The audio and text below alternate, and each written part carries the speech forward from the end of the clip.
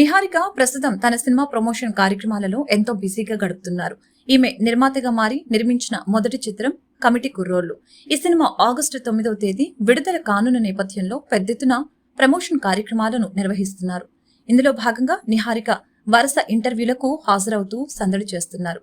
ఇకపోతే ఈమె ఇంటర్వ్యూలలో పాల్గొనడంతో తనకి సినిమా ఇండస్ట్రీకి సంబంధించిన విషయాల కన్నా తన ఫ్యామిలీ విషయాలు, తన వ్యక్తిగత విషయాల గురించి ఎక్కువగా ప్రశ్నలు ఎదురవుతూ ఉన్నాయి.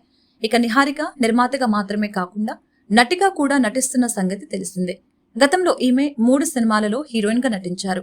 అలాగే ప్రస్తుతం పలు సినిమాలకు కమిట్ అయ్యారు.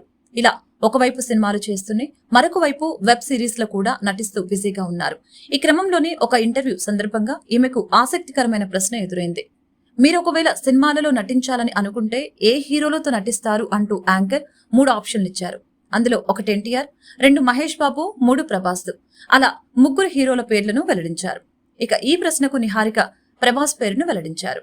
ప్రభాస్ తో నటించాలని కోరిక తనకుందని ఈమె చెప్పకనే చెప్పేశారు. మరి ప్రభాస్ ఈమె కోరికను తీరుస్తూ తన సినిమాలో నటించే ఛాన్స్ ఇస్తారా లేదా అనేది తెలియాల్సి ఉంది.